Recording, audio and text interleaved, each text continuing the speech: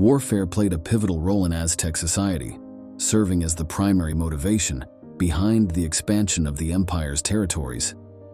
In the Aztec world, participating in the military was not only a duty, but also a prestigious honor. Every Aztec man underwent military training at a military academy before being accepted into the army.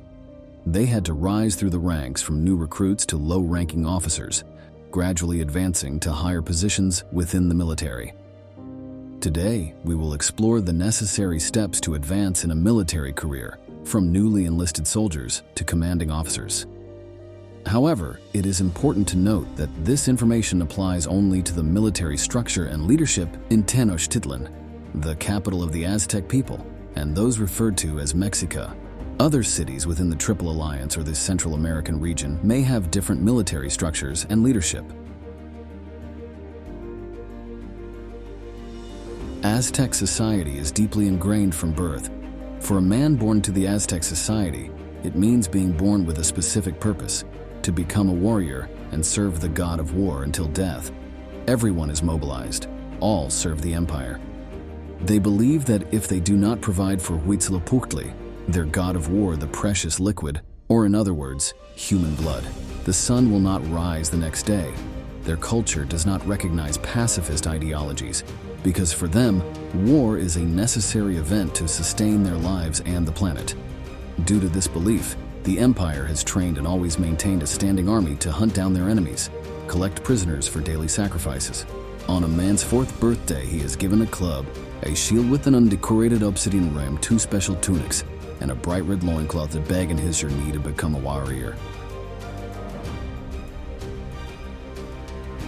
When young men reach adolescence, they are divided into one of 2 military academies, Telpochali for commoners and Kalmakak for nobles. However, recruits can be promoted to the noble class and achieve officer ranks throughout their careers by merit on the battlefield. Although trained in these academies, community service in the capital is mandatory. While engaging in military training, they serve as attendants to senior warriors and are responsible for carrying their superiors' equipment into battle until the age of 15. At this point, they are trained in practical use of weapons, knives, swords, spears, bows, and arrows. Upon completing their training course, it's time for them to get their feet wet. At age 18, they are allowed to witness their first battle and watch their seniors kick some people's asses.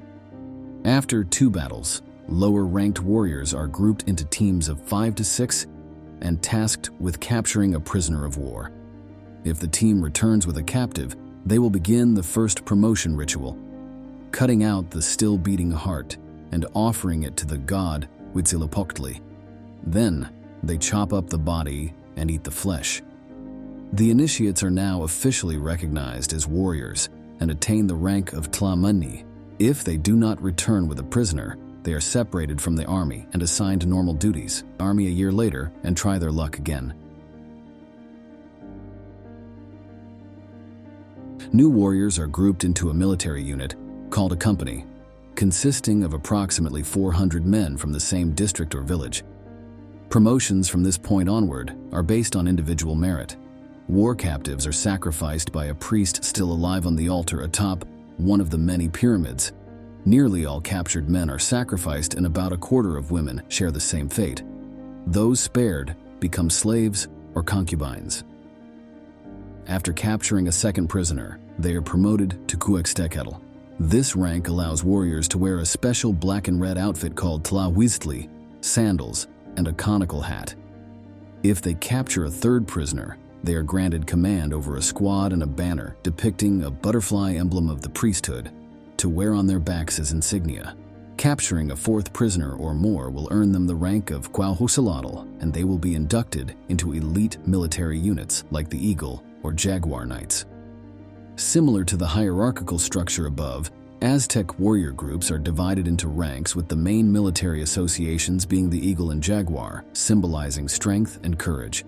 These warriors are considered the noblest class in society, equipped with atlatls, bows and arrows, spears and daggers, while wearing special armor representing the Eagle and Jaguar, adorned with feathers and jaguar skins.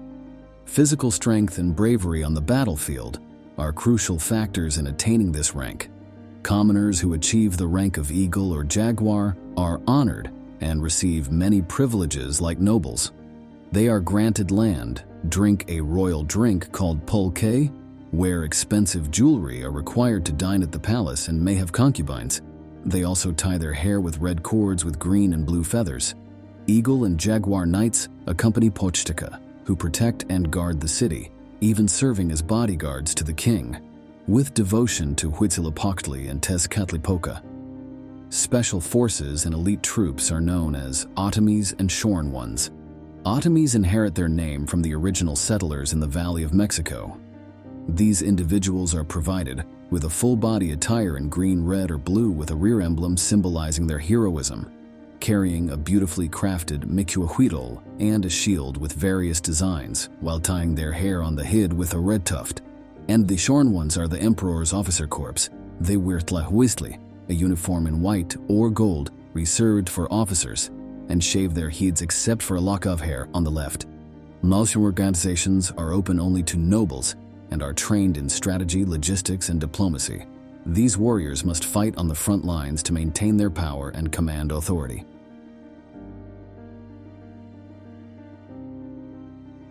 Aztec society was certainly vested in the king or Tlatoani, who often commanded campaigns and participated in battles. Such rulers could adorn themselves with anything they desired, which might include an exclusive war attire, embellished with symbols of the gods, with feathered robes and common headdresses reserved for the highest nobility and top military ranks. Below the king was the head of the war council, with the top position being the master of the House of Darts, or Tlacochcalcal, believed to wear white Weasley gloves and donned a skull-shaped hat. Other notable members included the Master of the House of Darkness, also known as Tililancalqui, and the Cutter of Men, or Tlacatecatl. While some sources suggest that these ranks could be attained by capturing 6 reputable prisoners to serve as great captains, in reality, these positions were often filled by royal members under the War Council and a range of other high-ranking and specialized positions. These titles would oversee large units in the Aztec army, while also serving administrative or judicial roles within the government of Tenochtitlan. Further down the ladder were various officers and lieutenants, who controlled smaller units in the army believed to be selected from veteran warriors of higher ranks. Success in one's military career was the only path to advancement in the Aztecs' strictly stratified society. If one wasn't born into nobility, they could earn it, and all the privileges it entailed. The culture placed immense importance on training their warriors because if they didn't offer daily sacrifices, the world would end with the rebirth of a serpent named Quetzalcoatl.